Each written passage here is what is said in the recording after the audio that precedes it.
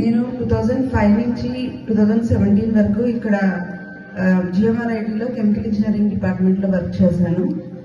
అయితే కొన్ని ఇన్సిడెంట్స్ వల్ల నేను ఇక్కడి నుంచి వెళ్ళిపోయాను. బాబు మేము 2012 నుంచి కూడా పాస్టర్ గారు పరిచర్యలో మేము ఇక్కడ అటెండ్ అయ్యేవారు. ఎవ్రీ ఫ్రైడే ప్రేయర్ అయ్యేది. సో మా ఫాదర్ వచ్చేవారు, నేను వచ్చేదాన్ని. మా చిన్న అబ్బాయి 2013లో పుట్టాడు. ఆ పుట్టిన దగ్గర నుంచి కూడా దానికి అంటే లివర్లోని కొంచెం లివర్ ఎన్లార్జ్ అయ్యి ఉండేది అనమాట. అంటే అన్ని హాస్పిటల్స్ తీసుకెళ్ళినా సరే అందరూ ఏం చెప్పేవారంటే రూట్ కాజ్ తెలియదు, అది అంటే హెప్టోస్ప్లెనోమెగాలే, సో ఎన్లార్జ్ అయ్యింది, బట్ గ్రోత్ హైట్ అంతా కూడా నార్మల్ చైల్డ్ లాగా ఉంది, సో దానికి ఏం ట్రీట్మెంట్ లేదు అని చెప్తూ వచ్చారు. కానీ మాకు భయంతోనే అలాగే పెంచుకుంటూ వచ్చాము. 2016లో అంటే అప్పుడు ఇక్కడ కాలేజీలో ఉన్నప్పుడే మా హస్బెండ్ అంటే మాకు యాక్సిడెంట్ అయ్యి మా హస్బెండ్ చనిపోయారు. ఇంకా 2017లోనే ఇంకా నేను ఒక్కదాన్ని ఇక్కడ ఉండలేక ఇంకా మేము వైజాగ్ వెళ్ళిపోయాం, తన బిజినెస్ చూసుకుందామని చెప్పి. ఇంకా 2019లోకి వచ్చేసరికి బాబుకి కొంచెం అక్కడ కిమ్స్ హాస్పిటల్లోని రాంగ్ ట్రీట్మెంట్ ఇచ్చారు. 2019లో తనకి రాంగ్ ట్రీట్మెంట్ ఇవ్వడం వల్ల తనకి మొత్తం బాడీ అంతా కూడా హెయిర్ వచ్చేసి అంతా బాగా అంటే మనిషి అంతా చేంజ్ అయిపోయాడు. ఆ టైంలో కూడా దేవుడు చాలా అద్భుత రీతిలో బాబుని కాపాడి అంటే వాళ్ళు ఏంటంటే అప్పుడే లివర్ ట్రాన్స్ప్లాంటేషన్ చేయాలన్నారు 2019లో. ఆ టైంలోని ఇంకొక సెకండ్ ఒపీనియన్కి వెళ్దామని చెప్పి సిఎంసి వెల్లూరుకు వెళ్తే సో వాళ్ళు ఏం చెప్పారంటే బాబుకి స్టెరాయిడ్స్ ఇవ్వడం వల్ల అలా అయింది, సో స్టెరాయిడ్స్ స్టాప్ చేస్తే నార్మల్ అయిపోతాడని చెప్పారు. సరే ఇంకా అక్కడ తీసుకువెళ్ళి ఆ స్టెరాయిడ్ ట్రీట్మెంట్ ఇచ్చాను, అది స్టాప్ చేసేసారు. ఇంకా 6 monthsలో బాబు మళ్ళీ నార్మల్ అయిపోయాడు. ఇంకా బాగానే ఉంది అని అనుకున్న టైంలోని ఎవ్రీ 6 monthsకి మేము సిఎంసి వెల్లూరుకి దీనికి చెకప్కి తీసుకెళ్ళేదాన్ని. కోవిడ్ వచ్చింది. కోవిడ్లో కూడా దేవుడు మమ్మల్ని చాలా అద్భుత రీతిలో కాపాడారు. ఇంట్లో ఎవరికి కూడా అసలు కోవిడ్ ఎఫెక్ట్ కూడా కాలేదు. దేవుడు కాపుదల్లో ఉంచారనమాట. 2023లో నాకు ఐఐసి హైదరాబాద్లోని ఉమెన్ సైంటిస్ట్ కింద వచ్చింది. సో నేను అక్కడికి వెళ్ళిపోయాను, మా పిల్లల్ని కూడా తీసుకొని వెళ్ళాను. మా పేరెంట్స్ ఎప్పుడు కూడా నాకు తోడుగా ఉండేవారు. సో 2024 లాస్ట్ ఇయర్ ఎగ్జాక్ట్లీ ఈ టైంకే దీనికి నార్మల్గా 6 months ఎవ్రీ 6 monthsకి చెకప్ అప్పుడు మేము అక్కడికి వెళ్ళాము సిఎంసి వెల్లూరుకి. వెళ్ళేసరికి మాకు తెలియలేదు తనకి ఆక్సిజన్ సాచురేషన్ లెవెల్స్ తగ్గిపోయాయి. నార్మల్గా మనకి 98-99% ఉండాలి, అలాంటిది దానికి 80 ఉండింది. అది హాస్పిటల్కి వెళ్ళిన తర్వాత మాకు తెలిస్తే ఇంకా డాక్టర్స్ చెప్పారన్నమాట, ఇంకా మీకు అంటే 4 monthsలోగానే మీరు ఏమైనా సరే లివర్ ట్రాన్స్ప్లాంటేషన్కి ప్లాన్ చేయాలి, ఇంకా ట్రీట్మెంట్ ఏం లేదు అని చెప్పారు. ఇంకా నాకు ఏం చేయాలో తెలియలేదు. ఏంటంటే ప్రతిదీ నేను సింగిల్గానే డెసిషన్ తీసుకుంటాను. అంటే నా డెసిషన్స్ అన్నీ కూడా అంటే నేను ముందు నుంచి ప్రిపేర్ అవ్వను. ఆ టైంకి అలా అంటే దేవుడు అది నాకు ఆలోచన ఇచ్చారేమో నాకు తెలియదు, కానీ నేను ఒక్కదాన్నే అలాగా తీసుకుంటాను. మా అన్నయ్య ఢిల్లీలో ఉన్నాడు. సో నేనేమనుకున్నానంటే సిఎంసి వెల్లూరు వాళ్ళు చిన్నపిల్లలకి అక్కడ లివర్ ట్రాన్స్ప్లాంటేషన్ చేయరు, ఎందుకంటే లివింగ్ డోనర్ది యాక్సెప్ట్ చేయరు, ఓన్లీ కెడావర్ అయితేనే వాళ్ళు చేస్తారని చెప్పారు. దానికి కూడా ఎక్కువ టైం పడుతుంది, బట్ అంత టైం లేదని చెప్పేశారు. అలా అన్నారు, మీరు ఒక 4 months అదే 4 to 5 months మీరు రెడీ చేసుకోండి అంతానే, ఇక్కడ ఏదైనా కార్పొరేట్ హాస్పిటల్కి వెళ్ళండి అన్నారు. సరే ఇంకా మా బ్రదర్ అన్నాడు, సరే నువ్వు ఢిల్లీ వచ్చేస్తే తను సైటోజెన్సిస్ ఢిల్లీలో, సో అక్కడికి వచ్చేస్తే నేను ట్రీట్మెంట్ చేపిస్తాను అన్నాడు. అంటే ఓకే అని చెప్పి నేను February 17th వెళ్దామని చెప్పి ప్లాన్ చేసుకున్నాను.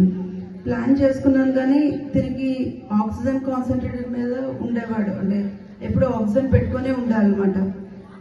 ఇంకా ఫ్లైట్లో ఇంకా 17th మేము వెళ్తాం అనుకో, 15th ఆ టైంకి తిరిగి ఫ్లైట్లో కనుక్కుందాము ఆక్సిజన్ ప్రొవైడ్ చేస్తారా లేదా అనేసరికి వాళ్ళ డాక్టర్ ఫిట్నెస్ సర్టిఫికేట్ ఇవ్వాలని చెప్పారు. ఫిట్నెస్ సర్టిఫికేట్ ఇవ్వాలన్నారు. ఇంకా నాకు అర్థం కాలేదు, అంటే ఎవరు కూడా అంటే తనని హై ఆల్టిట్యూడ్స్లోకి ట్రావెల్ చేయకూడదు, అక్కడికి వెళ్తే ఇంకా ఎక్కువ ఆక్సిజన్ ప్రాబ్లం వస్తుంది, అది రిస్క్ అని చెప్పారు. ఇంకా ఢిల్లీకి ఎలాగ నేను ట్రైన్లో తీసుకెళ్ళాలా అర్థం కాకపోయే టైంలో నేను అలానే మా ఇన్స్టిట్యూట్కి వెళ్తున్నప్పుడు అక్కడ నాకు ట్రైన్లోని ఒక పర్సన్, అసలు తెలియని పర్సన్ తను చెప్పారన్నమాట. ఏమనంటే సికింద్రాబాద్లోని యశోద హాస్పిటల్లో డాక్టర్ ధర్మేష్ కపూర్ ఉన్నారు, ఆయన ఒకసారి మీట్ అవ్వండి, మా ఫ్రెండ్ ఒకరు చేయించుకున్నారు, ఇప్పుడు 8 years అయింది, ఇప్పుడు ఏ ప్రాబ్లం లేదు, తను 65 yearsలో చాలా యాక్టివ్గా ఉన్నారని చెప్పారు. సో అప్పుడు నేను సరే అని చెప్పి నెక్స్ట్ డే మార్నింగ్ వెళ్ళి సార్ని కలిస్తే సో ఫస్ట్ డోనర్ ఇంట్లో వాళ్ళే ఇవ్వాలి అని అన్నారు. ఇంట్లో వాళ్ళైతే ఎవరైనా రెడీగా ఉన్నారంటే సరే నేను రెడీ అని చెప్పాను. అయితే నేను కొంచెం ఒబేస్ వల్ల వాళ్ళు మీరు ముందు టెస్టులన్నీ చేస్తాము, మీరు ఫిట్ అవుతారో లేదో చూసి అప్పుడు మేము తీసుకుంటాము అని చెప్పాను. అలా అన్నారు. ఒక 1 week అన్ని టెస్టులు అన్నీ చేశారు. అదంతా కూడా నేను ఒంటరిగానే, నాకు ఎవరు అంటే అందరూ ఉన్నారంటే మా పేరెంట్స్ వాళ్ళు ఏజ్డ్, అన్ని ఢిల్లీలో ఉంటాడు, అక్క వైజాగ్లో ఉంటుంది. ఇంక నేను ఒక్కదానే హాస్పిటల్కి తిరిగిదాన్ని. అంటే ఆ ధైర్యం ఎవరిచ్చారు కూడా నాకు తెలియదు. ఫిబ్రవరి మొత్తం అంతా కూడా టెస్ట్లు అన్నీ చేయించుకున్నాను. నాది ఫిట్ అయింది అనగానే వెంటనే మా అబ్బాయి అప్పుడు వైజాగ్లో ఉన్నాడు. సో వైజాగ్ నుంచి మళ్ళీ మేము అక్కడికి హైదరాబాద్ వచ్చేసాము. హైదరాబాద్ మార్చ్లో బాబుని తీసుకెళ్ళాను. మార్చ్ బాబుకి కూడా టెస్టులు చేశారు. సో ఇద్దరు కూడా ఫిట్ అయితేనే వాళ్ళు ప్రొసీడ్ అవుతారు అన్నమాట ఫర్దర్గా. సో April 24th మా సర్జరీ అయింది. నేను ఇద్దరు కూడా అంటే ఇద్దరు ఇంకా ఉన్నాము. అన్నయ్య అక్క వచ్చి ఒక 15 days ఉన్నారు మాతో పాటు. సో 15 బాబుని డిశ్చార్జ్ చేసేస్తున్నాను. 1 week డిశ్చార్జ్ చేసేస్తారు. బాబుని 2 weeks అయింది. 2 weeks తర్వాత డిశ్చార్జ్ చేశారు. ఇంకా మా బ్రదర్ ఢిల్లీ వెళ్ళిపోయాడు. మా అక్క కూడా ఇంకా 20 days మా అక్క కూడా వెళ్ళిపోయింది. ఇందులో దీనికి బాగలేదు. మళ్ళీ తనకి ఏంటంటే బాడీలో ఫ్లూయిడ్ వచ్చేసింది. తను అసలు ఏం తినలేకపోయేవాడు, ఏం చేయలేకపోయేవాడు. ఆ టైంలో నేను ఇంకా ఏం చేయాలి అంటే ఎవరు లేరు. ఇంకా అంటే మా పెద్ద అబ్బాయి అప్పుడు ఇంటర్ చదువుతుంది, 2nd year. మా పేరెంట్స్ చూస్తే వాళ్ళు హాస్పిటల్కి వెళ్ళి ఎవరితో మాట్లాడలేరు. ఇంకా నేనే తీసుకొని ఇంకా ఆ టైంలో అక్కల పాప నేను బాబు వెళ్ళి ఇంకా రోజు అంటే ఆపరేషన్ అయినా సరే మేము ఒక 45 days బాగా స్ట్రగుల్ అయ్యాము. సో 2nd time మళ్ళీ దీనికి ఏంటంటే బాడీలో ఫ్లూయిడ్ వచ్చేయడం వల్ల ఒక ట్యూబ్ ఒకటి లంగ్స్లో పెట్టారు. లంగ్స్లో పెట్టి డైలీ ఫ్లూయిడ్ వచ్చేది. ఒక 500 ml వరకు వచ్చేది. రోజు తీసేవారు. అంటే అది ఆటోమేటిక్గా అదే వంతు చూసేది. సో ఇంకా తగ్గట్లేదని చెప్పి మళ్ళీ కరెక్ట్గా 1 month తర్వాత తనకి మళ్ళీ రీఎక్స్ప్లోరేట్ చేశారు బాడీకి.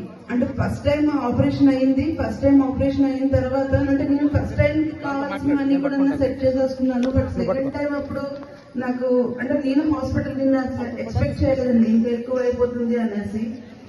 ఇందులో అది కూడా దానికి కావాల్సిన అమౌంట్ అంతా కూడా నాకు అలాగా బై గాడ్స్ గ్రేస్ అది కూడా అలానే దేవుడే ఏర్పాటు చేశారండి. ఆ తర్వాత 26th 2nd ఆపరేషన్ అయిన తర్వాత బాబుకి అప్పటి నుంచి తిండాము అన్ని కూడా చేశాడు. ఇప్పుడు ఇలా ఉన్నాడు అంటే ఇప్పుడు మాకు సర్జరీ 7 months కంప్లీట్ అయిపోయింది, ఇది 8th month. సో ఇప్పుడు ఇంత చక్కగా ఉన్నాడు, అంత బాగా చేస్తున్నాడు, అన్ని చేస్తున్నాడు అంటే ఆ దేవుని కృప అండి. దేవుని కృప లేకపోతే కనుక ఈ రోజు మేము ఇలా ఉన్నామంటే నిజంగా నేను సింగిల్ గా స్ట్రగుల్ అవుతున్నా కానీ బట్ దేవుడు నా పక్షాన ఉన్నాడు అనడానికి ఇది ఒక ఉదాహరణ అనుకోవాలి. దేవుణ్ణి నమ్మాను. సో దేవుడు నా జీవితంలోని అద్భుత కార్యాన్ని చేశారండి. అలానే నాకు ఇంకోటి అంటే జిఎంఆర్ గారు నేను 2017లో వెళ్ళిపోయాను. బట్ నేను హాస్పిటల్లో ఉన్నప్పుడు సార్కి 2nd time బాబు సర్జరీ అప్పుడు మెయిల్ చేశాను. మెయిల్ చేయగానే వెంటనే రెస్పాండ్ అయ్యి ఇప్పుడు ప్రెసెంట్ దీనికి అంటే ఎవ్రీ మంత్ మెడికల్ ఎక్స్పెన్సెస్కి వరలక్ష్మి ఫౌండేషన్ ద్వారా 15,000 పంపిస్తున్నారండి. సో నిజంగానే ఒక ఎంప్లాయీకి అంటే ఎక్స్ ఎంప్లాయీని కూడా అంత బాగా చూస్తున్నారండి. Thank you sir. అండ్ నాకు ఈ అవకాశాన్ని ఇచ్చిన పాస్టర్ గారికి అందరికి కూడా వందనాలు చెప్తూ దేవుడు ఇచ్చిన సాక్ష్యాన్ని దీవించును కాక.